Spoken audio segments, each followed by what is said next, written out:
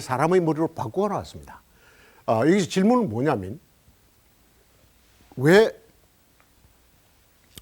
유태 상징이 발생하던 시대, 그것이 지금의 중동, 중근동입니다. 메소포타미아, 바빌론, 지금의 유태, 이스라엘까지 이 중근동에서는 생명의 나무와 뱀을 늘 결합시켰을까?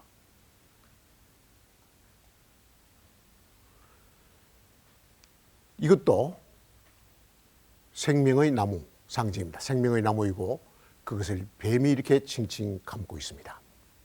거기서 이런 상징들이 만들어집니다. 이것도 지금 생명의 나무를 뱀이 감고 있는 모습이고 뱀 두 마리가 이렇게 그 X자를 만들고 서 있는 지금 기독교 상징으로서 대단히 그 널리 알려져 있고 이제 또 웬만큼 알려져 있죠. 그러나 우리 웬만큼 또 풀죠, 그죠? 뱀은 저기서 무엇의 상징일까? 생명의 나무는 영생의 상징이라고 한다면 뱀은 무엇의 상징일까? 기독교에 오게 되면 이것이 사탄입니다. 사탄인데 사탄과 생명나무를 연결시키는 어렵지만 유태교나 그 기독교 신설화보다도 더 오래된 전통이 그 메소포타미아 왕이었던 길가메시 그 시절의 이 생명나무와 뱀의 설화입니다. 여기서부터 저게 나옵니다. 그럼 이게 뭐냐면 그냥 뱀이 아니고 이것은 생명의 나무를 지키는 수호동물입니다. 뱀이. 생명의 나무를 지키는 동물입니다. 아무도 범접하지 못하게. 그래서 이 길가메시 서사시 지금 한국에도 번역되어 있는데 길가메시 서사시를 보면 길가메시가 우룩이라는 게 지금 이라크를 말합니다. 우룩의 왕인데 이 친구가 어떤 친구의 자기가 대단히 친했던 친구의 죽음을 목격하면서 무언가를 찾아 떠납니다. 여행을 떠납니다. 무엇을? 죽지 않고 영원히 살 수 있는 어떤 묘약, 어떤 처방은 없을까? 그래서 요새 말로 하면 영생의 비법을 찾아서 먼 여행에 나섭니다. 그리고 그는 그 묘약, 비방을 구합니다. 그것이 생명의 나무입니다. 어떤 노인을 만나서 그 생명의 나무를 얻게 되는데 그걸 들고 오다가 날씨가 더우니까 강에 들어가서 몇 감습니다. 근데 이게 귀한 나무이고 잃어버리면 안 되니까 이걸 움켜쥐고 물속에 들어갔는데 물속에서 뱀이 나와가지고 물뱀이 나와서 그걸 얼른 낚고채서 도망치고 맙니다. 그래서 그는 그 생명의 나무를 수고해서 얻은 그 생명의 나무를 잃어버립니다. 이것은 여러분 이런 이야기가 왜 만들어지는지 인문학적 상상력을 동원하면 금방 알 수 있습니다. 첫째, 옛날이나 지금이나 인간들은 영생을 갈구했다. 오래 살고 싶었다.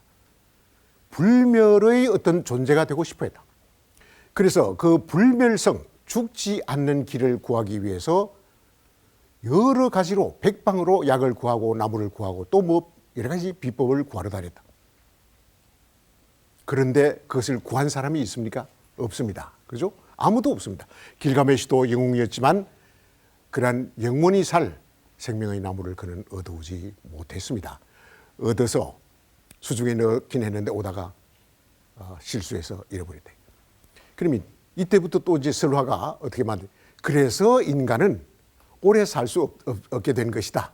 길가메시가 그때 그 나무를 탈취당했기 때문에 그 이후 인간들은 전부 죽게 되었다. 이렇게 이야기가 만들어요. 이것은 신화를 통해서 또는 설화의 방식으로 인간의 유한함, 인간은 태어나서 죽어야 한다라고 하는 이 유한성을 처리하는 방식입니다. 이렇게 됐기 때문에 인간은 이렇게 살다 그냥 죽는 수밖에 없다. 그게 인간의 운명이다. 이렇게 이제 인간의 유한성을 처리하죠. 그죠? 처리하는. 신화는 이런 기능을 많이 수행하고 예술도 마찬가지입니다. 이집트 예술은 우리가 이해하기 대단히 어려운 상징들로 가득합니다. 여러분 여기 지금 무슨 도리깨 같은 것이 이렇게 있는데 한동안 오랫동안 고대 이집트 문화를 연구하는 사람들이 밝혀낼 때까지 저게 뭔지 알 수 없었습니다. 그래서 도리깨라는 사람, 뭐 도끼의 상징이라는 사람, 이건 잘 보면 또 목발 비슷하죠, 그죠? 여기 지팡이에다가 천을 칭칭 감았습니다. 저것은 고대 그리스 사회에서 신의 상징이었습니다. 신을 상징하는. 이게 누트라는 신인데 그 이집트 신화에서는 거대한 여자입니다. 이 거대한 여자가 이렇게 등을 굽히고 이렇게 서서 이 지상을 보호하고 있습니다. 2위가 하늘입니다.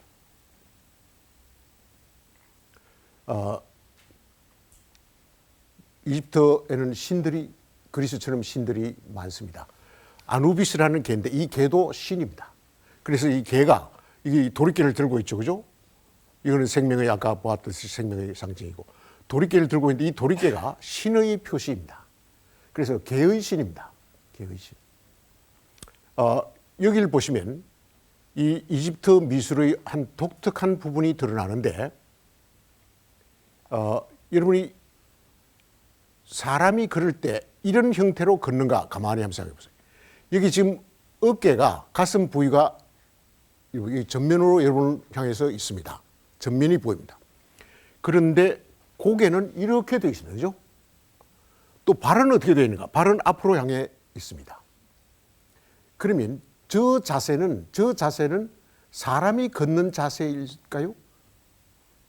그래서 한때 농담 삼아 옛날 이집트 사람들은 저렇게 걸었나? 여러분 집에 가시면 저 걸음걸이를 한번 실험해 보시기 바랍니다. 굉장히 어렵습니다. 다만 운동으로 쓰면 효과가 있습니다. 이렇게 하고 목은 이쪽으로 빼고 이 발도 이렇게 해야 됩니다. 이렇게 돌려. 이렇게 하고 그래야 합니다. 그래서 미술사에서는 그리스인들이 저렇게 걷지 않았을 터인데 어째서 그림을 이렇게 전부 이렇게 나오느냐. 그 벽에 그려져 있는 부족의 실물을 축소한 게 이겁니다. 여기도 그렇죠, 그죠? 보입니까? 여기 참 나가면 안 되죠. 그 위를 든 남자가 저 남자처럼 이렇게 하고 지금 걷습니다.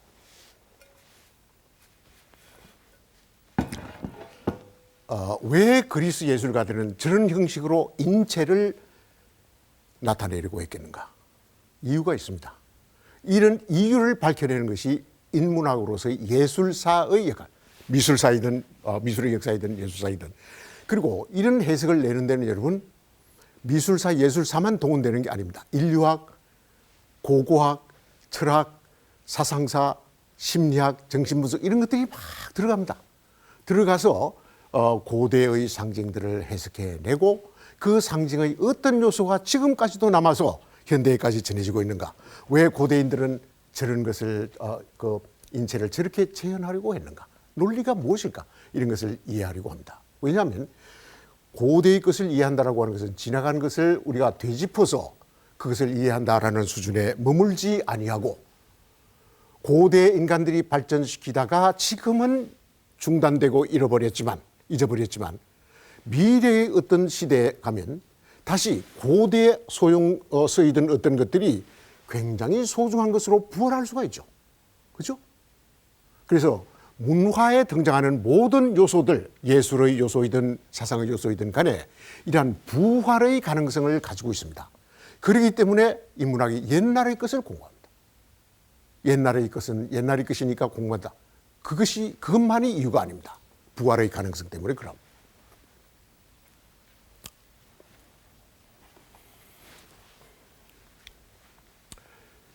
그러나 옆나라의 어떤 그리스에 오게 되면 이 그리스 미술, 그리스 예술은 우리에게 굉장히 친근합니다. 그리스는 미술사에서 획기적인 어떤 이노베이션, 혁신들을 수행했습니다. 이 인물상에서 여러분 다른 건 나누고 발을 보세요. 이게 이집트인의 발과는 다릅니다. 전면으로 나와 있죠. 전면으로. 옆으로 이렇게 되어 있는 것이 아니라 인간이 전면으로 섰을 때 그 발모습, 앞모습을 그대로 재현했습니다. 여기도 마찬가지입니다. 미술사에서 인간의 형상을 그리거나 조각으로 만들 때 이 전면상을 제시했던 최초의 문화가 예술이 그리스 예술입니다. 또 이 옷의 주름 보세요. 이집트 예술에서는 이렇게 섬세한 주름들이 만들어지지 않습니다. 구체적이고 세밀한 것들을 전부 생략하고 기하학 마치 모든 것을 생략한 엄숙한 딱딱한 기하학처럼 도형을 그려내고 인물을 그렸습니다. 그리스는 이것을 전부 주름 잡고 머리카락 보세요. 현대인의 머리카락처럼 이렇게 섬세한 머리카락의 그 웨이브와 굴곡과 곡선들이 전부 표현되고 있습니다. 이 동작 보세요. 그리스 건축, 그리스인들은 이렇게 인체를 재현하는 새로운 기술을, 새로운 예술의 방법을 찾아냈을 뿐 아니라 건축, 조형물을 만들 때 균형과 균제와 안정이라는 그런 미학적 원칙들을 찾아냅니다. 기하학적인 계산 끝에. 그럼 이게 뭐냐면 여기 주랑을 몇 개로 하고 이쪽 주랑을 몇 개로 할 것인가. 이것과 가로 세로의 비율이 어떻게 맞추어졌을 때 하나의 구조물은 가장 안정된 모습을 보일까. 그 구조물을 바라보았을 때 사람들은 심리적으로 어느 때 가장 편안할까. 이런 것을 계산해서 균형을 찾아냅니다. 이것이 그리스 예술의 독특한 성취였습니다. 왜 현대는 그리스 예술에 친한가? 그리스 예술이나 그리스 문학 예술 전반이 인간의 영광을 드러내고자 한 독특한 예술 형식입니다. 인간의 영광, 어떤 추상적인 신이나 추상적인 세계의 세력에 대한 형상화가 아니라 있는 그대로의 인간의 아름다움, 육체의 아까 여러분 봤죠? 잊어버렸네요. 인간의 몸을 남자이건 여자이건 간에 나체로 알몸으로 조각하고 그려내기 시작한 게 그리스가 처음입니다. 지금 한국 같으면 안 되죠. 그 웨슬 뭐 어쩌고 저쩌고 한국에서 지금도 안 됩니다. 물론 예술의 경우에는 미술의 경우에는 들어 좀 허용도 되지만 2000년, 3000년 전 그리스 예술가들은 나체를 그려냈습니다. 그런데 그 그리스 예술 형식이 현대인에게 왜 친근한가? 여러분 르네상스 시대 알죠? 유럽에서 르네상스에 1500년, 1600년 르네상스가 되면 그때까지 유럽을 지배했던 중세의 가톨릭 질서, 가톨릭의 세계가 물러가고 새로운 어떤 세계를 열어보려는 사상적인 예술적인 운동이 일어나고 그래서 인문학도 막 불타오릅니다. 그런데 그때 인문학이나 르네상스 예술이 모델로 삼았던 것은 바로 그리스 예술입니다. 인간을 긍정하고 인간의 영광과 아름다움을 드러내는 데에 골몰했던 그 그리스 예술로 우리가 돌아가자. 그렇게 해서 인간의 모습을 막 그리스인들이 그랬던 것처럼 그려내기 시작하고 더더구나 신의 모습을 그립니다. 여러분 기독교이든 초교 불교이든 이슬람은 지금도 그런데 신을 재현하는 것이 금지되어 있었습니다. 초기에. 왜냐하면 신이라는 이 절대 존재는 육체가 없습니다. 육체를 갖고 있으면 어떻습니까? 죽죠. 육체는 유한합니다. 쓰러집니다. 썩습니다. 그러므로 영생하고 영원히 존재하고 영속하는 존재로서의 신을 인간적 육체를 가진 존재로 그려낸다라고 하는 것은 상상도 할 수 없는 일이다. 그래서 초기 기독교, 초기 불교 없이 형상을 거부합니다. 여러분 우상 파괴주의자라는 말을 들으셨는데 이건 뭐냐면 기원 후 3, 4세기 그리스 영향을 받은 예술가들이 예수 모양, 심지어 하늘 모양도 조그맣게 형상으로 만들어서 이렇게 들고 다니고 목에도 걸고 그림으로 그리는데 이것이 초기 기독교의 철학이나 가르침에 충실하려고 했던 사람들에게서는 도저히 용납할 수 없다. 신은 우상으로 그릴 수가 없다. 그래서 우상을 막 깨뜨리고 다닙니다. 이게 우상 파괴주의자예요. 그런데 르네상스 보세요. 신을 인간의 모습으로 그려냅니다. 이것은 기독교의 성인과 기독교의 신을 인간의 모습으로 그려내기 시작한 그 이전에 나자렛 예수를 뺀다면 신을 여호와를 인간의 모습으로 그리는 가장 획기적인 이게 누군 그림인지 알죠? 미켈란젤로. 이건 이제 그 그리스 신화에 나오는 아프로디테인데 르네상스 시대에는 역시 이런 것도 그리스인들이 그렸던 것처럼 이런 그림을 많이 그립니다. 여기 보면 신의 형상과 인간의 영광인데 여러분 기억할 만한 게 이게 지금 그림이 좀 흐릿합니다만 이건 마르시아스라는 이게 동물로 되어 있습니다만 동물이 아니고 동물의 모양으로 표상된 인간입니다. 인간과 아폴로 신의 음악 경연 누가 피리를 더 잘 부는가라는 것을 경쟁해서 이긴 사람이 진 사람을 마음대로 처분할 수 있다라는 약속을 하고서 경주를 벌입니다. 그러면 여러분 세계 신화에서 인간과 신이 경쟁했다라는 이야기 이게 제일 많이 나오는 신화가 그리스 신화입니다. 그렇죠? 이게 뭐냐? 르네상스 예술가들 사상가들이 보았을 때 인간의 긍정입니다. 인간의 영광을 인정하고 그것을 드러내려고 했던 물론 그리스가 그 인간의 영광에만 심취했던 것이 아닙니다. 인간의 비참이나 유한성에 대해서도 깊은 생각을 했죠. 그러나 인간은 기막히고도 놀라운 존재이다라는 긍정의 정신이 강했고 그것을 르네상스 예술이 물러받았습니다. 그래서 이 친구가 아폴로를 상대로 경쟁을 벌였는데 결과는 어찌 됐을까요? 집니다. 져서 나무에 거꾸로 매달리고 껍질을 벗깁니다. 이게 벌입니다. 이것이 티티아노가 그린 유명한 마르시아스의 껍질 벗기기라는 유명한 그림입니다. 그런데 여러분 여기 주목할 게 뭐냐면 이 껍질을 벗기우면 이 친구가 지금 입을 벌리고 비명을 질러야 할 터인데 아주 평온한 얼굴입니다. 아주 평온한 얼굴. 마치 누군가가 와서 자기의 가려운 데를 긁어주는 듯이 평온한 얼굴을 하고 있습니다. 이것도 수수께끼입니다. 어째서 이 르네상스 예술가 티치아노는 이렇게 이 인간의 얼굴을 그리려고 했을까? 요 옆에 이 영감님은 껍질 벗기우는 인간의 운명을 보면서 지금 깊은 생각에 잠겨 있고 얘는 이 사람은 여기 아픔을 이 친구의 고통을 들여주기 위해서 물통을 밖에서 물을 받아서 지금 들고 오고 있습니다. 그런데 정작 당사자는 평온한 얼굴을 하고 있습니다. 그래서 미술사가들의 설명이 있습니다. 이런 뭐 받아들이든 말든 이 친구는 왜 평온한가? 그에게 깊은 긍정과 자랑이 있기 때문이다. 무슨 자랑? 인간임에도 불구하고 신을 상대로 경쟁했던 인간이라는 자랑. 신에게 도전하고 신과 맞붙어서 시합했던 인간이라고 하는 자기 긍정, 자기에 대한 높은 긍지가 지금 이 친구를 이렇게 평안하게 만들고 있다.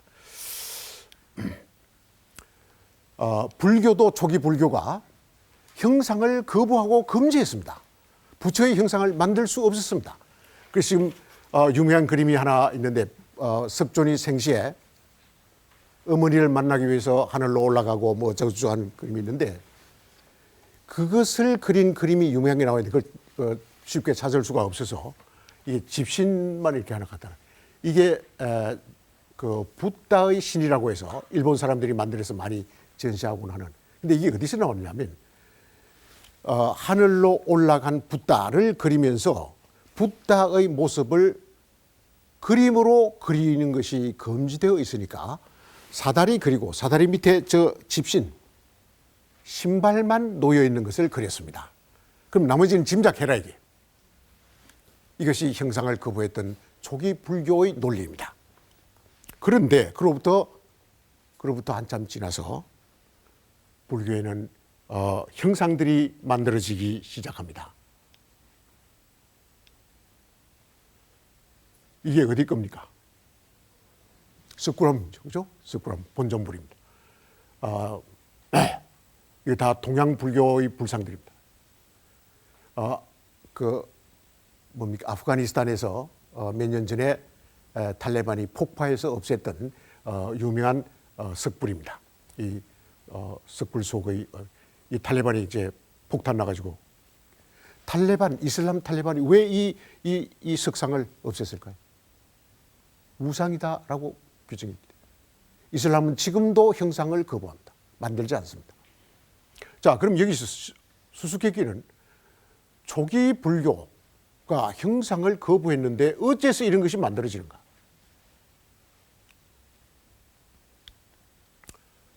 이것이 여러분 아프가니스탄 여행하시면 지금 위험한 지역이지만 나중에 꼭 간다라 지역을 한번 가보십시오. 간다라.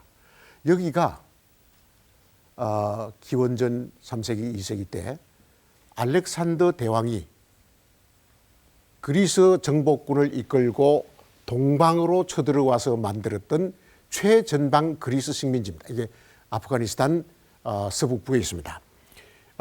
거기서 간다라라는 식민지를 만들었으니까 여기 그리스인들이 와서 살게 되고 그러다 보니까 자연스럽게 그리스의 문화와 예술과 표현 양식들이 흘러 들어왔을 거 아니에요, 그죠?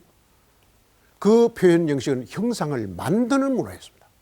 그리고 형상을 만드는 이 간다라 문화가 인도에 전해지고 중국에 전해지고 중국을 거쳐서 한국에 들어오고, 그래서 여러분 이게 문화의 전파이고 예술의 전파인데 이 간다라의 경우를 보면 우리도 간다라 미술의 영향으로부터 전혀 자유롭지 않다. 간다라 미술의 영향권 속에서 한국 불교의 형상들이 만들어집니다. 그 간다라에서 만들어졌던 그 석가모니의 상을 보면 이게 그리스 사람 같습니다. 머리에는 뱀도 이게 그리스의 신화처럼 뱀이 얹혀 있고 머리카락이 이렇게 이 파키스탄 석불, 이 동양 석불하고 참 다릅니다. 이게 완전히 서양인의 얼굴이잖아요, 그죠? 간다라에서 만들었던 석불의 모습입니다. 해와 달 까마귀 여러분 너무 다 친숙한데 동양에 오면 동양은 동양의 상징들을 갖고 있지만 우리가 친숙한 거 여러분 다 알죠? 고구려 신라 있습니다. 아까 잠깐 나왔지만 고구려 까마귀 유명합니다.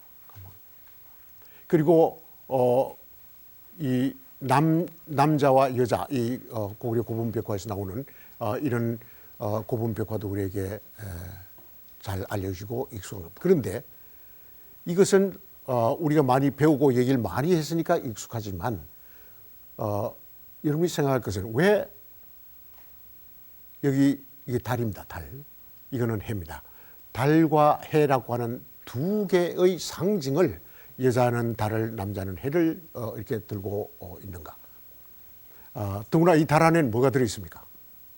이 달 안에 여기 지금 허리에서 안 보입니다만 달 안에 동물이 하나 들어있습니다. 뚜꺼비입니다. 뚜꺼비.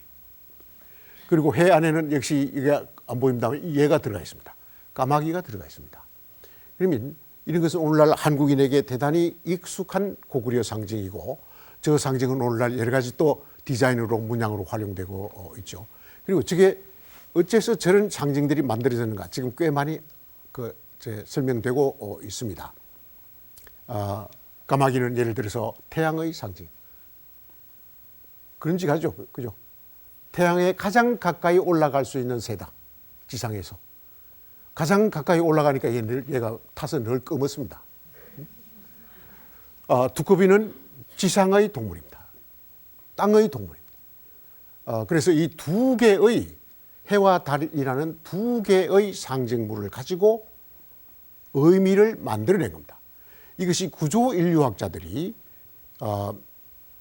관계에 의해서 A와 두 개라는 관계를 대립시킴으로써 이 두 개의 관계가 의미를 만들어내게 하는 법칙이다라고 많이 주장했는데 이게 뭔 소리냐면 다른 달만으로 의미를 갖는 것이 아니라 이 태양과 마주하고 있을 때 이것과의 비교 관계에서만 이거 땅이구나 하는 상징 의미를 갖는다. 이것은 까마귀다 태양이다 하는 것은 달과 마주 비교 위치에 있을 때 저것은 하늘을 상징하는구나 이렇게 된다. 남자 여자 각각 이렇게 그 인류학이나 예술사는 상징이 만들어지는 문법을 우리에게 설명해 줍니다. 이런 것이 큰 도움이 되죠. 이런 것은 이제 예술 현상을 이해할 때 인문학이 무엇을 도와줄 수 있는가 이런 데 해당합니다. 이것은 중국의 여화 복희 설화인데 이거 중국에서는 유명합니다. 이게 남자 여자, 여자 남자. 중국 설화에 나오는 인간의 조상, 여자의 조상 여와 남자의 조상 복희 이렇게 되어 있는데 이게 뱀처럼 이렇게 아랫도리가 서로 꼬여 있고 여기서부터 생명이 다시 태어나고 뭐 이렇게 되어 있는데 중국인들이 이걸 자랑하지만 이건 사실은 중국에서 유래한 중국의 기원을 둔 중국의 독창적인 신화가 아니라 메소포타미아 중근동에서 흘러들어온 이야기와 문화의 전파 결과입니다. 여기까지만 얘기하고 나머지는 더 자세히 얘기하지 않겠습니다. 요게 지금 제목이 뭐냐면 인간 세계는 이런저런 공통된 이야기의 요소들을 가지고 있을 때가 많아요. 참 신비롭게도 전 세계에 비슷한 어떤 주제나 동기, 이야기들이 여기저기 많이 발견된 때가 있습니다. 한국에도 있고 중국에도 있고 파키스탄, 인도, 그리스 이렇게 여러 곳에서 동일한 어떤 주제들이 모티브들이 발견된단 말이죠. 예를 들면 버려진 아이의 모티브라는 것이 아주 대표적으로 그런 겁니다. 버려진 아이. 여러분 모세 그러면 여러분 알죠? 모세. 모세를 아는데 이 모세는 버려진 아이입니다. 이집트 공주에게 구출되죠. 구출됩니다. 여기는 웨디푸스인데 웨디푸스도 그러합니다. 여기는 키루스 왕인데 페르시아의 강한 유명한 왕이죠. 이 친구도 버려진 아이입니다. 여기 그림. 이 버려진 아이의 이야기가 여기 보세요. 그리스, 이집트, 이스라엘, 페르시아 여기 생략했습니다만 이 다음에 곧 나옵니다. 인도에도 있고 어디에도 있고 도처에 있습니다. 그럼 이런 것도 우리가 잘 이해하면 이해할수록 문학의, 영화의, 대중문화의 만들어지는 논리를 더 잘 알 수가 있게 됩니다. 이 버려진 아이는 어떻게 되나요? 운명이 버려져서 죽었다가 아니고 얘가 어떤 이유로 부모들에게 버림당하고 갈대밭에 바다에 강에 버려졌는데 얘들이 장성해서 어떻게 될까요? 위대한 지도자, 위대한 인간으로 성장합니다. 밑바닥으로 떨어져서 올라가는 인간의 아주 전형적인 이야기입니다. 이것은 희극의 구조죠. 바로 쓴 V자처럼 이렇게 떨어졌다가 올라가는. 이것이 사람들을 미치게 합니다. 그래서 여러분 대중문화를 만들 때 이 V자 구조, 떨어져서 올라가는 상승하는 하강과 상승의 구조를 갖지 않으면 대중문화는 안 됩니다. 이런 이 기본적인 구조는 여러분 오래된 이야기들 속에서부터 이미 사용되고 있었습니다. 이게 남의 나라 얘기니까 여러분 보세요. 주몽, 이게 버려진 아이입니다. 여기 지금 석탈해의 사진을 구할 길이 없어서 석탈해 신라 4대 왕입니다. 여러분 석탈해를 그래서 구글 이미지에 좀 올려놔주세요. 구할 수가 없어요. 구할 수가. 그런데 그 대신 석탈해의 그 설화가 있는 거기 세워진 비입니다. 비. 이건 석탈해 이야기 나는 삼국유사의 대목이고, 이건 가야 수로왕 상징, 수로왕비가 가져왔다는 돌. 신라에 가면 또 신라의 신라시조 기말지가 금괴짝에서 나왔다는 게 계림설화 이렇게 남아있죠. 그죠? 그래서 기말지를 뭐 이렇게 그려놓은 것도 있고 한데 그 그림이 또 그 무슨 선비 그림 비슷하게 그려져 볼 수가 없이 초라한데 여러분 이 좀 그럴듯하게 기말지 버려진 기말지 금괴를 따고 나오는 소년 뭐 이런 거 좀 그려서 그거 좀 올려주세요. 이 우리가 고대 우리의 상징들을 현대에 되살릴 때 굉장히 많은 창조적인 작업, 디자인에서부터 소설에 이르기까지 대중문화적인 소재들이 있는데 그걸 잘 하고 있지 못합니다. 자, 그런데 이 석탈해는 바다 건너 인도에서 온 사람으로 보입니다. 그리고 얘도 어머니가 알을 낳았기 때문에 그 알을 배에다 실어서 내보냅니다. 그 배가 흘러 가야에 오고 신라에 왔다. 이렇게 버려진 아이입니다. 주몽. 알로 태어나죠. 아비는 없습니다. 아비로부터 버려진 아이죠. 그런데 그 알을 길바닥에 버렸더니 새도 침범하지 않고 돼지도 까먹질 못하고 소도 범접하지 못했다. 이제 신성 안 해죠. 그래서 그 알 가지다가 이제 뭐 했더니 아이가 나왔다. 여기 금괴짝에서 아이가 나왔다. 그것이 신라시조 기말진 악조구제 이런 이야기들이 나오는데 대중설화에도 있습니다. 황석영 소설 바리떼기에서 나왔지만 바리떼기 버려진 아이잖아요. 버려진 아이. 여러분 이게 여기는 이게 지금 다 알죠. 이게 슈퍼맨입니다. 지금 이 슈퍼맨도 다른 별에서 이 지구에 버려진 아이입니다.